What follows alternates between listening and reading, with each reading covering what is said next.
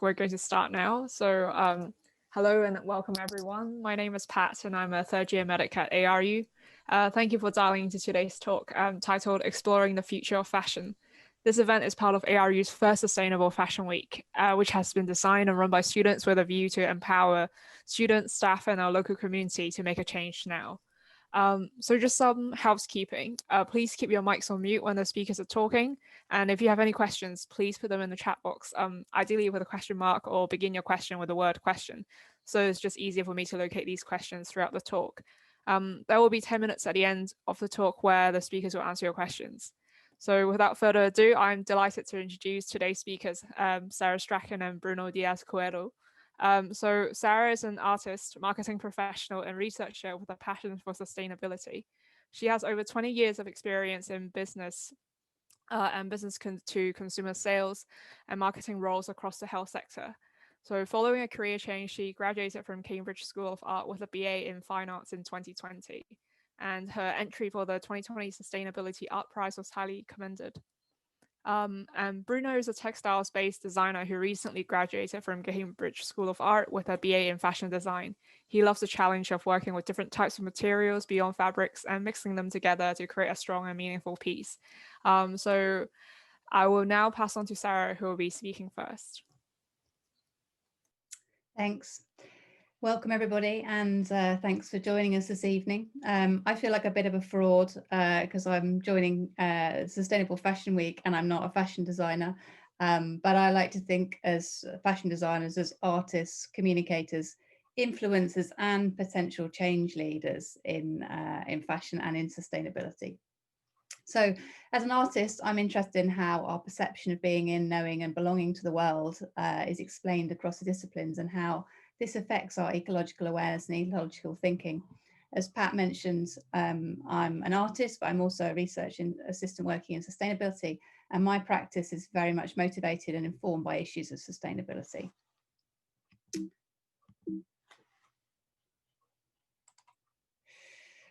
So my first slide is art and fashion collide. So I've kind of explained a little bit about how I see fashion designers as artists, and as artists and designers essentially have an opportunity at ARU to get together and work interdisciplinary kind of across all kinds of boundaries, addressing issues of sustainability. And this is where I met Bruno, really. So both of us were part of the Sustainability Art Prize this year. And this as an initiative is really powerful, I think, as a concept. It allows us to really dig deep into our practice and understand how sustainability affects our practice, but also gives us some ideas about how we can make a difference or try and make a difference in such a kind of overwhelming or overpowering kind of world. So we live in a world, as John Baudrillard says, a world where there is more and more information and less meaning, but also a world with more and more production and less quality and more trash. And I think this is where I was really inspired by this exhibition, more really by the title than anything else. The whole idea of fast fashion and slow art. And really a question about whether artists are working in a slow way. But I think the positive kind of meaning that can have in terms of slowing down and getting us to think about what it is we're doing. And I'm sure throughout this week there has been large stats and overwhelming facts and figures about how damaging fast fashion is on the environment, and just what a huge, colossal, kind of mountain we have to climb. And that's really where I came across this artist. So there is a great exhibition called Artworks for Change, which is very inspiring in terms of it looks at artists who are engaged in sustainable practices, but also looking at those that are highlighting issues. And for me, this image by the collaborative Guerra de la Paz really kind of does it for me in terms of the kind of feeling of being overwhelmed and paralyzed by all the facts and figures, the factoids about how much the fashion industry is impacting on the environment. So this is a collaboration between two Miami-based and Cuban-born artists, and over the last couple of decades, they've essentially transformed the cast-offs from our collective wardrobe into poetic works that deliver powerful political and environmental messages. So rather than focusing on my work, which I haven't really looked at fashion as a theme, I think these images do it a lot more justice in terms of some of the issues that we're struggling with, and hopefully give us a little bit of a path through how we might be able to help. So I particularly like this one, which is called Follow the Leader. And I think that very much for me sort of suggests how artists and fashion designers can help look at, essentially the future of fashion. So through our practices, we can make a difference in terms of essentially driving a course, setting an example as to how sustainable fashion should look like in the future.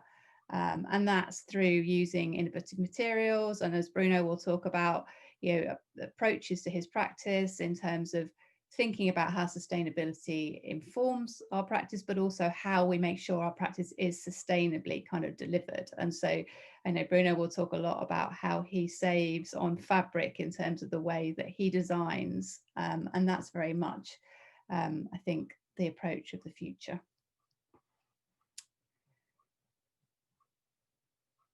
So I would really recommend, if you get the chance, to have a look at Guerra de la Paz's work, but also, as I say, the online exhibition Artworks for Change is really good. And this is another one of their works, which I think kind of just suggests to me, like, we can make an impact. We need to kind of explode the current situation and think about how we can do something ourselves. And that's not just as designers and as artists, so that as individuals, we can pledge to buy sustainable fabrics and textiles. We can buy secondhand. It's just September was Oxfam's secondhand September, which I have to say I took part in. I'm a great advocate of secondhand and vintage clothes. We need to pledge to reduce clothing purchases and treat every purchase like a long-term investment. We need to pledge to extend the lifespan of our clothes, and we need to donate and recycle any unwanted textiles. So buy secondhand, support makers, use clean supply chains, and mend what's broken and learn how to repurpose. I've just been doing some work on sustainability skills, and apparently the artist is the most closely matched to the skills that are going to be required by 2030. So I think we need to learn how to mend what's broken, and we learn how to repurpose, I think. And we, as artists and designers, have learned the skills to do that. So thank you very much. I'll hand you over to Bruno, who will talk you through his practice and how he's addressing sustainability on a day-to-day basis.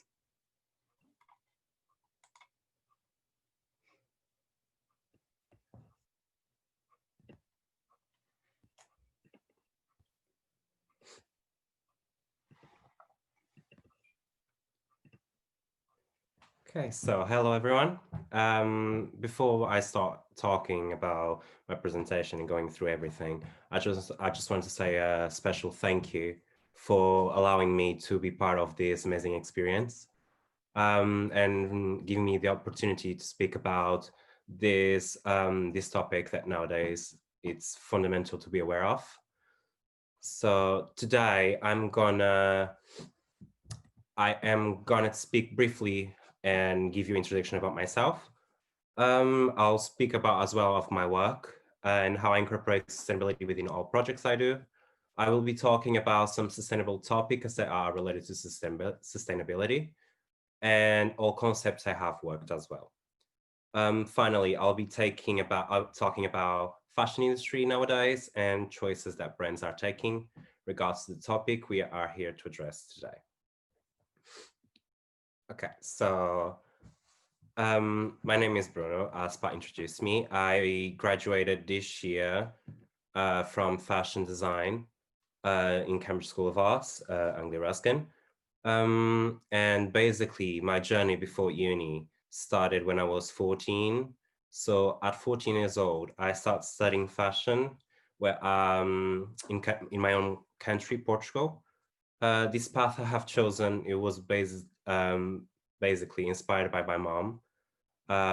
So my mom works in a factory in Portugal, and so since a young age, I was involved in the fashion industry. After Portugal, I decided to come abroad. This decision was inspired in my father because he moved here when I was 9. So I decided to take the risk and do as he did and come abroad and search opportunities and basically work my career through as well. And then I started at Anglia studying the fashion degree. And then basically I decided to go through to fashion again just to evolve my knowledge through what I already knew. And so basically like learn new ways of doing things as well. So in here, you can see a few projects I made in Portugal. So when I was studying in Portugal, I was 14, as I said, and I was really young. So I didn't have much of awareness of what sustainability was. As the time went by, I started to listen more and more the term sustainability. So I started to go deep into this topic that we are discussing here today and start finding ways of save the planet as we trying to preserve our home as well. So when I started uni, I was more aware, as I said, and I found myself using a lot of geometric shapes in my patterns for the projects I did, like rectangles, triangles, even squares as well, and that allow me to waste less fabric. On my second year of university, I started to be involved with the research of more materials beyond fabric to create garments such as rope for the macrame I do. So in the fashion industry, dyeings are really common to color all fabrics we use. So as I said, the variety of colors in each fabric is huge. So I tried to combine mixed materials and fabric so I can save fabric and not pollute much, but also I can use as much fabric as I can as saving the fabric with pattern placement.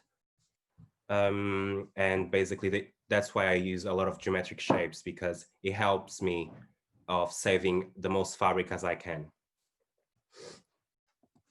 So in this slide, you can see topics related to the sustainability.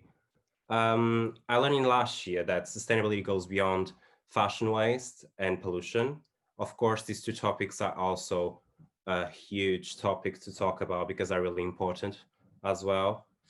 And then I find out that sustainability is the ability of coexisting in a balanced environment. So harmony is the key here. Pollution, waste, mental health, gender equality, all these and much more are part of this whole that is being in a balanced environment, which help and make us stand and react to the problems that human civilization is making to our planet. So in the words highlighted are basically the topics I usually work on my projects, because they give me the inspiration to express myself through what I do and make the chance to create open conversations between people, and make people open their minds to these new concepts and categories that society is creating as negative or not well seen. As concepts, I usually work gender equality or mental health. The other words come within project as well, but it's more about like decision making of saving fabric or quantities and everything that it's involved in the other steps of the project as well. So gender equality, it's one of the themes I work the most.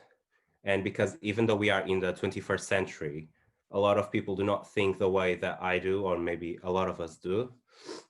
So creating this conversation to make them realize that we are all equals, that we all have the same opportunities in life is something we should do in a daily basis. Create conversations to share opinions and share ideas as well.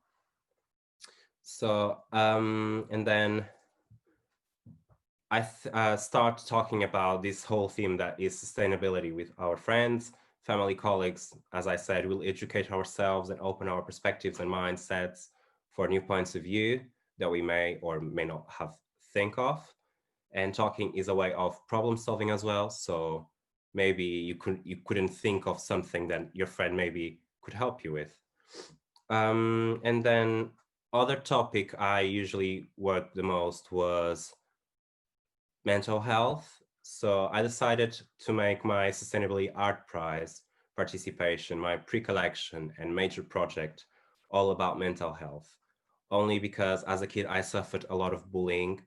So I wanted for my last year of university to have a good impact on me and showing all my emotions through this phase of my life, through my crafts as a way that I found to talk about something that I wasn't able to do before. As I mentioned before, talk about subject is important, and maybe sharing dark phase of my life with the world will create environment and inspire those who are not comfortable to talk, to come forward and open up about their emotions, and creating then a balanced environment for them as well. So in here, you can see my illustration lineup for my major project. This project is a project in standby still because of the current world situation. I wasn't able to finish my final collection. In this slide, I show you some of my techniques, my samples. It's basically methods of work where I try a few ways and techniques within mixing other materials with fabric, rope mainly, and to incorporate them in my projects. So the photos I'm showing now are part of my pre-collection and Sustainability Art Prize participation. All garments made with geometric shape for save as much fabric as I can. And then incorporating other materials such as a rope and some perspex that will be the triangle laser cutting pieces I use in this project as well. So the concept here was mentioned before, that will be the mental health I explained. And basically the jacket symbolizes the shell I built around me in the dark days I went through. The dress brings a sense of the freedom and fluidity, and the macrame brings a sense of destruction of the shell. So as I mentioned before, this one was one of the hardest projects I did because it was based on my life experiences as well. And at the same time was really rewarding because me overcoming my fears and my darkness as well. Now, in relation to the fashion industry nowadays, I already have talked of some ways of sustainability within fashion, such as using different materials, not only fabric, saving as much fabric as possible throughout finding the best way of pattern placement. So you don't need to use a lot of fabric and you use the most out of it, which can prevent more dyeings polluting our waters and landfill pollution. Also, you can think in other alternatives, for example, using natural dyeings, which don't damage the waters and prevent pollution as well. You can use fabrics as well with natural fibers, such as cotton and linen. Using materials given by nature is the best option of being sustainable, because you're not inserting any artificial products that damage the environment. Also, the bad thing in fast fashion is a massive production, which causes a massive wave of pollution, and maybe instead of inserting collections every 2 weeks, maybe creating like seasonal collections could help the reduction of pollution as well. But because of this huge topic that is sustainability, you also see brands being more transparent within the public, where they show all process and every step to the consumers, where people can see behind the scenes and see if brands are being sustainable and employees friendly. This means all manufacturers are not being abused for production of collections as well. So I think sustainability will take more time to be involved within all departments of fashion. But the small changes we do that at the end can result in enormous rewards. But as everything sustainable is being developed, where we find new strategies and knowledge for production of collections as well, without being cruel to people and the environment. So this is basically what I have to say today. Any further questions you have, or you didn't remember or something, you can email me, follow my Instagram, you can see my work. Also, you can send me your questions. I'll be happy to answer back to you. And that's it, basically. No, that's great. Yeah, thank you, Sarah and Bruno. So Bruno, I've just got one question here for you. So we've got Lisa, who really resonated with how people should take sustainability seriously and offer fair conditions for the workers. So Lisa's currently looking for manufacturers in Portugal to get her first collection produced. Have you got any recommendation in this field in Portugal? So I would say if someone is looking for manufacturers in Portugal, to look from the north of Portugal. The north of Portugal is known as being a textile-based industry. So at the moment, I don't have any contacts I can give or I can offer. I can try to get them, as my mom works in a factory as well. So I can try research for some contacts and share them with her if she wants. I just like, if she gets in touch with me, I'll try to help her as the best way as I can. Yeah, I think she really values that offer. I think she'll be contacting you soon. Great. Any other questions?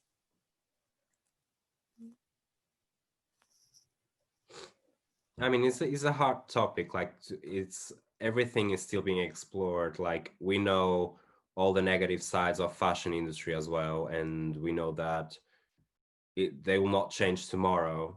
It's like, it takes time as well. So I mean, finding questions that a lot of people already know, like a lot of it, is just quite hard as well. So we've got one question here from Sarah. It's kind of going on the topic of fabrics. So what kind of fabrics are the best and worst in terms of sustainability? And second question is, are cotton and linen were mentioned in your talk as good? So anything with natural fibers is considered as a good for environment, because you can reproduce them like naturally. So you will not destroy the environment if you use natural fibers instead of artificial, like nylons. But everything that's polyester, it's based on artificial making. So it'll basically, like, I listen to this all the time, like, even from I started fashion, like, try to go for the natural ones, because they help the environment and you can reproduce them like quicker, and not quicker, but like they will not they will not damage the planet as artificial will, because you use a lot of chemicals to produce artificial fibers, and all that goes to or landfill or even polluting waters. So that's why I said the natural fibers.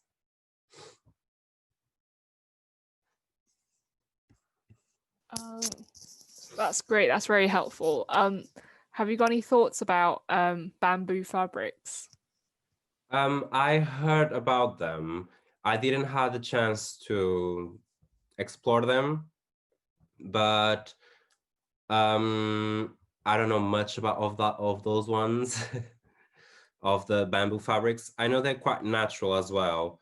But yeah, I don't have no clue about that one. Yeah, I've heard about that one. Like coming from an Asian background, we use bamboo fabrics, like especially for the summer because it cools your body down. So Yeah, usually we make like bamboo fabrics for like seating pads and stuff like that to cool yeah. yourself down. Great. So we've got a question here for Sarah. So regarding fashion as art, how can we encourage more designers to make these statements about sustainability through their art or fashion? So how do we encourage, let me just get that clear. How do we encourage designers to make their statements? Okay. So I think we have to do that as individuals. So I'm a great believer in the public or the consumer kind of putting pressure on the organizations, and then if organizations, within the fashion industry are being responding to their customers, then they will be following more sustainable practices, and they will be looking at sustainable designs. But I guess I also see it from the other side of it in terms of, I think that we're all individuals, and so I think as individuals we should all be concerned about how sustainable kind of our way of living is, but also we should be mindful of how we can kind of contribute to making sure that the next generations have the same environment and or same or better environment to live in. And and I think so we all have a responsibility to, as individuals, to take that forward. I think it's something that I feel very passionate about. And I think maybe I certainly see a lot of passion in the student community, about that. And I think maybe Bruno and I could have a conversation about how, like, our experience of working with the Sustainability Art Prize, and how actually, I think saying how do we encourage, I think we already more designers and more artists to look at sustainability, or to, and I think a lot of that is around I don't know if Bruno will feel this, but I know there's a lot of feedback from artists and designers that I've worked with who don't realize how broad sustainability is. So that everyone comes at sustainability from their own angle. So if environment is important to you and you're very environmentally aware, then you're coming at it from the environment. If you're a social scientist, maybe you're coming at it from a social perspective. If you're a business student, maybe you're coming at it from the economic kind of point of view. And as Bruno's talks about his practice, actually mental health and well-being is a massive part of sustainability. And I think, I'm not sure how aware before the Sustainability Art Prize, how aware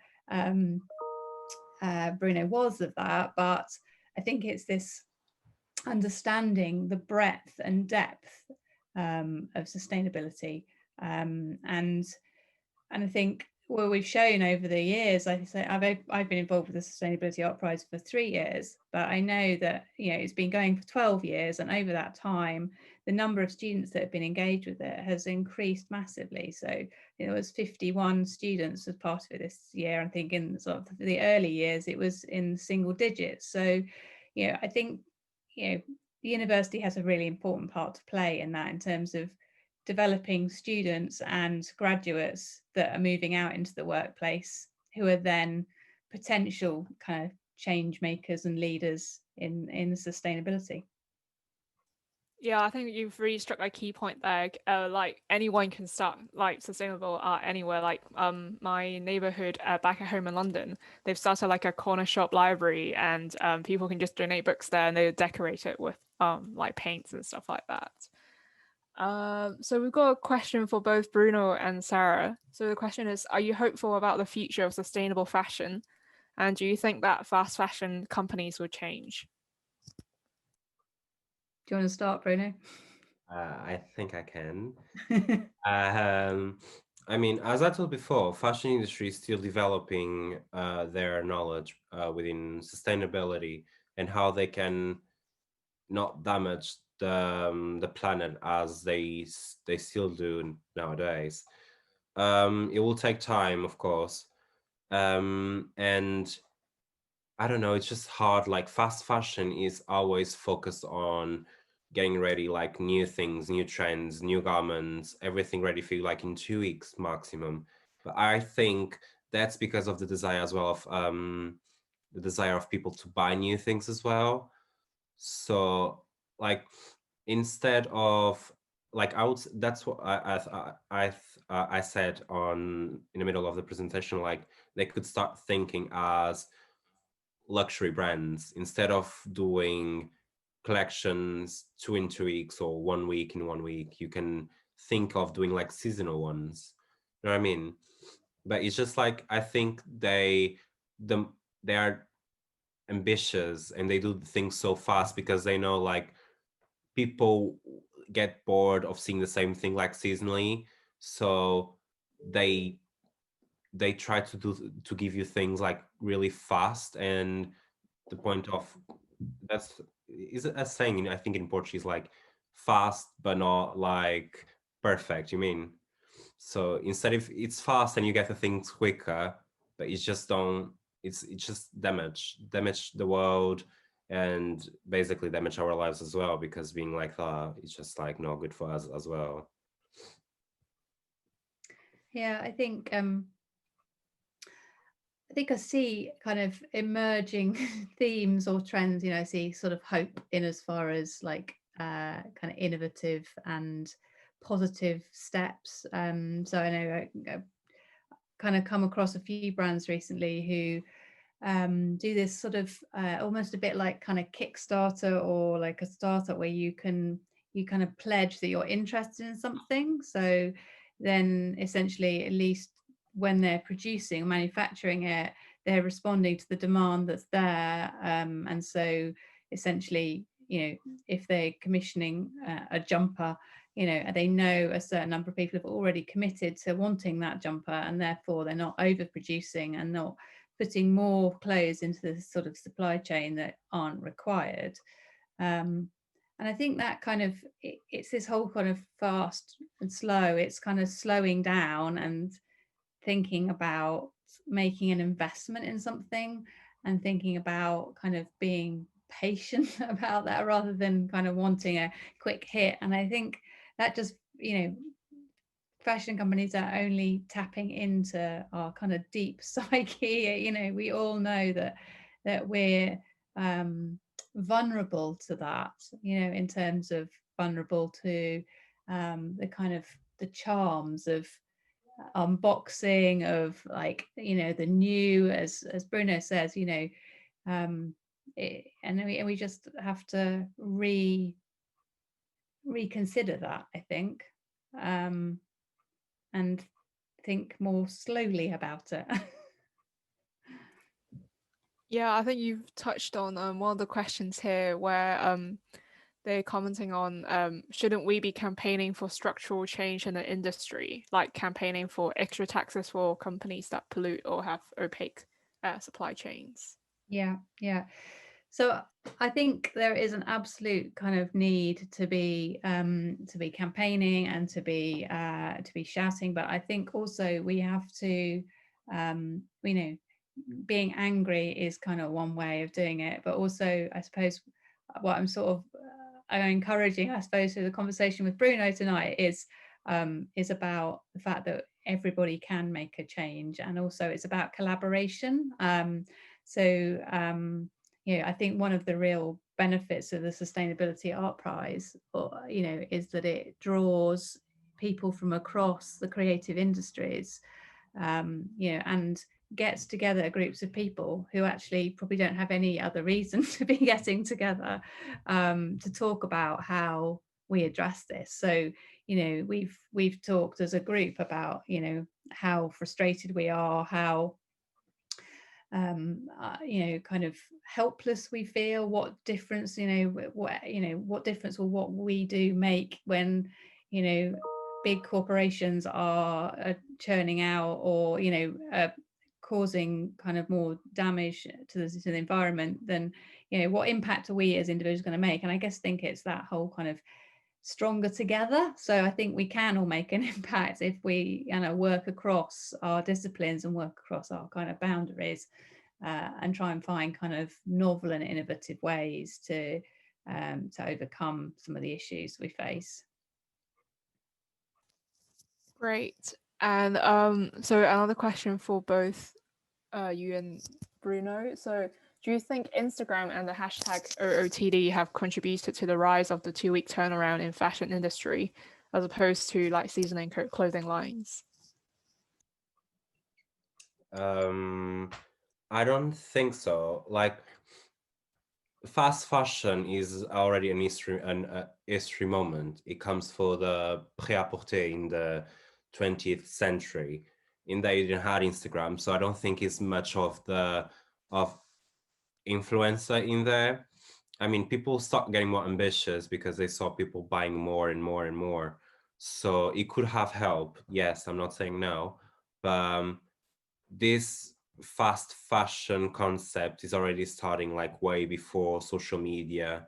It was created as a way of bringing things that were on trend faster to people, instead of like having to wait months and months to be produced so it could be sold as like a huge price. So people start making things quicker and faster, in also like a lower price range, so people could afford it.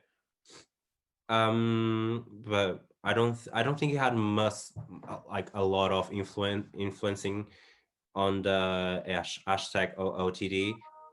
But I mean, it could have helped as well. Like nowadays, I mean, it's just a question that it's quite hard to answer. So I guess, yeah, I'm interested. Maybe I'm interested in, and I'd like to open the question out to everybody, I suppose. But I'll talk to Bruno and Pat, because I know you're listening and can respond. I guess it's like, do we think it's slowed down, like with since COVID-19? So you know, I think the impact of like Instagram and the impact of like online is obviously much more apparent in our current era. Even more so, it's even more kind of like intense than it was before. But I think the availability of kind of going shopping, for instance, you know, and going out, which I guess, you know, in it certainly drives a kind of drives the demand to be wearing more kind of designs and different clothing. I mean, what do you think, both of you?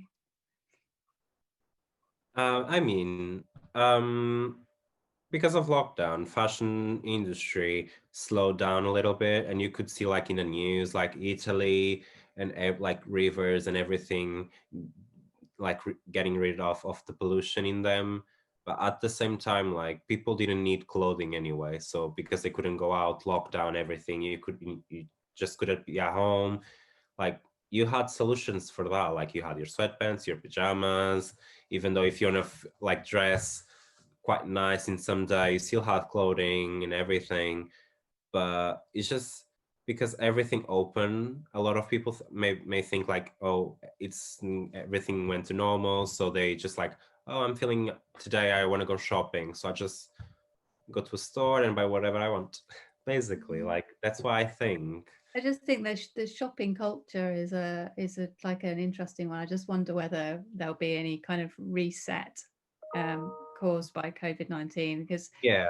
the whole sort of like, I don't know, it's like as I've grown up, the kind of going out like on a shopping trip is like as I kind of is part of our, yeah, it's part of our culture. How do we kind of engineer that out? So because that's, you know, so I know that there are issues with calling like, you know, fashion and calling corporate to account in terms of their practice and in terms of their conduct. But there's also like some self-reflection in terms of, you know, is there anything that we can do in terms of modifying their behavior by the way that we act as consumers? I mean, I don't like, it's hard of talking this topic because I know because of lockdown and everything, and it's just society like basis, like we as society, it was basically like possession wise, you know what I mean? It's like the more you get, like the more people will see you get, like something like that, I don't know. But I think it's basically like inserted in us in a way. I mean, I don't want to offend anyone, like it's just like a honest conversation here. But like I know a lot of things, like lockdown for like a lot of fashion businesses was not good, even though like manufacturers as well, like not getting paid and everything. But it's just like a lot of fashion is a business at the end of the day as well. Like I don't know, it's hard to discuss this topic like because of corona and lockdown and everything. um I mean, I think fashion is still trying to battle this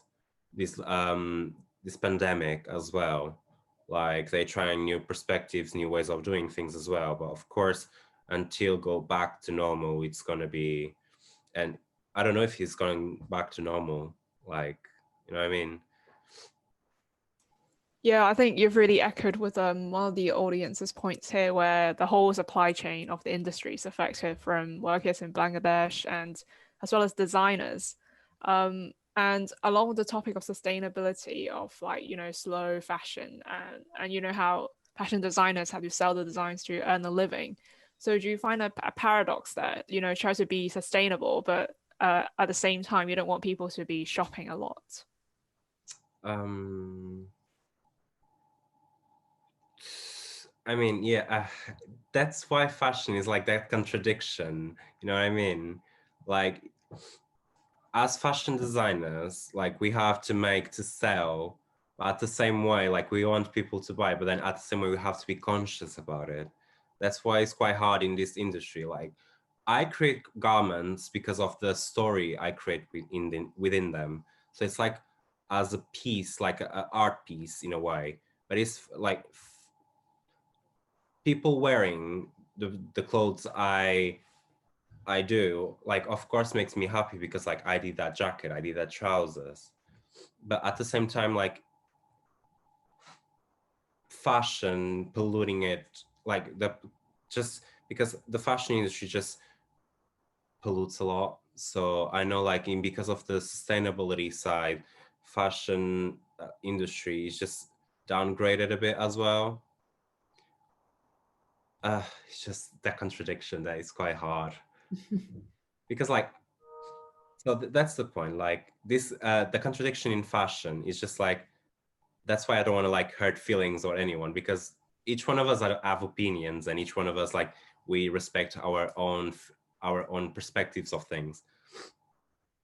But fashion and pollution and sustainability, that's a contradiction that they are still developing knowledge about, like they are still developing ways of doing things to not pollute but at the same time sell. So you know what I mean?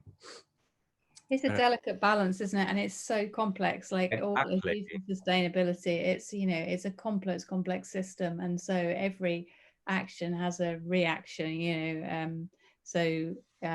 As people have been talking about, you know, kind of like the impact of the supply chain on kind of countries that are totally dependent on the fashion industry. They're caught in this cycle of kind of needing it, but also kind of it not necessarily being you know, kind of sustainable, a sustainable relationship. And I guess that's kind of where we just have to have a trajectory. We have to be on a path towards a more sustainable fashion industry.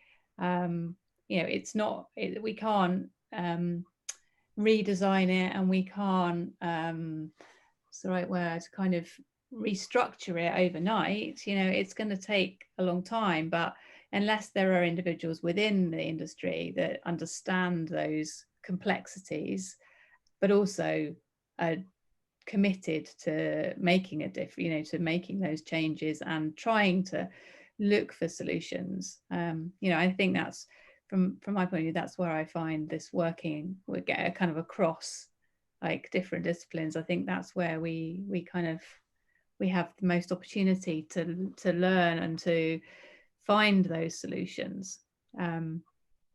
Which I suppose is where I go back to the kind of being angry is one part of it, but actually, even if you are angry and make enough noise, there are still corporations, there are still organizations and structures that need solutions to find another way.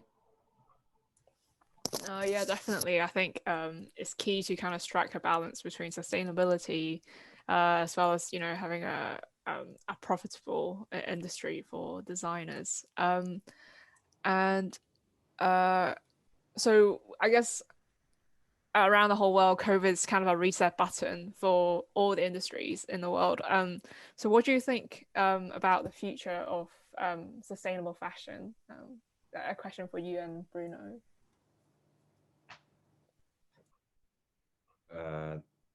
I think they will find solutions of things.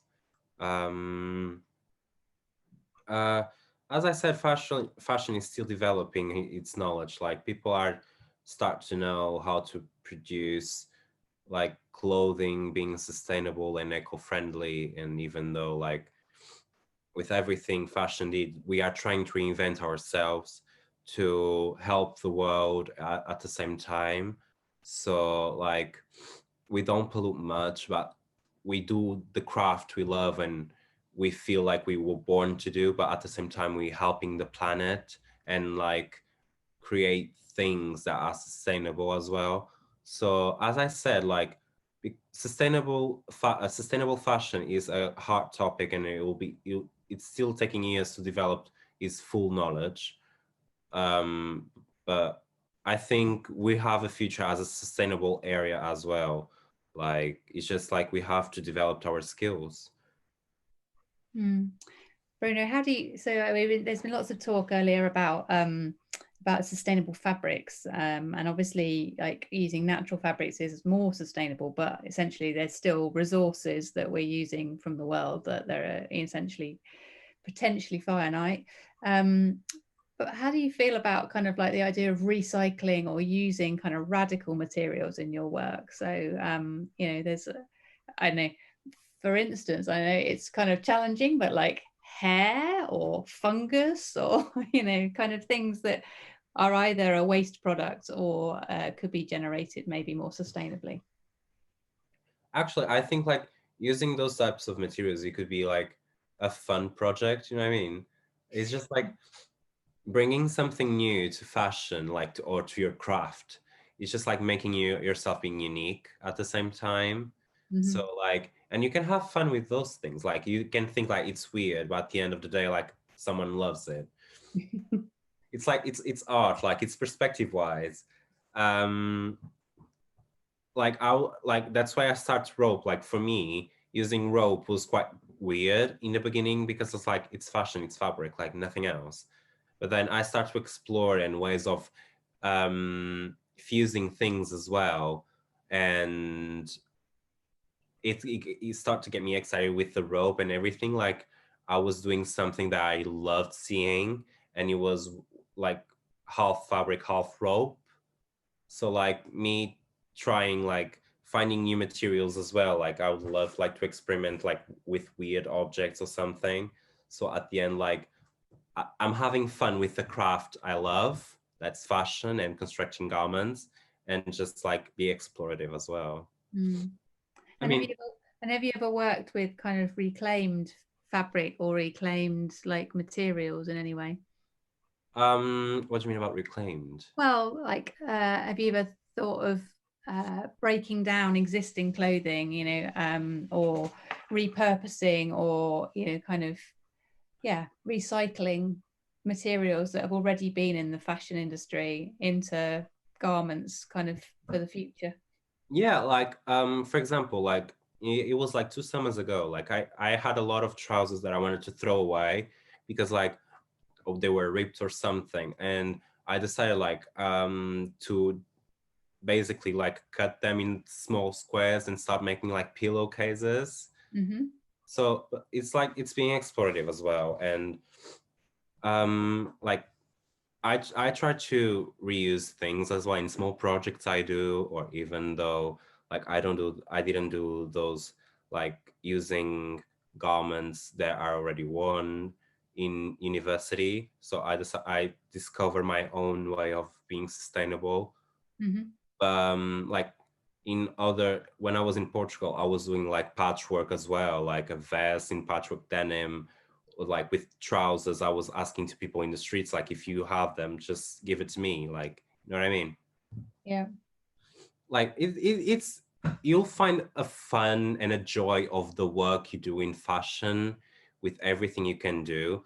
Like I saw a lot of works in Fashion Week this year. They were just sustainable and they will look really fun because you could see the person, like, of course, we fashion students, we struggle a lot with construction and everything, but at the end of the day, we love it because we are playing with like with the craft we do, and we are like just making, just basically like have fun with your job.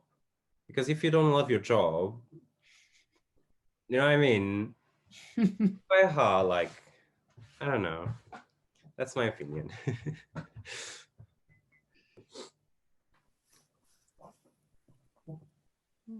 But yeah, it's just like I know fashion as a topic of sustainability is quite hard, and I know like a lot of people get aggressive about it, and people like people get aggressive, and even though like fashion pollutes a lot, and I know that, and it's just a lot of contradiction. That's why like sometimes I'm scared to talk because I'm afraid of saying something wrong.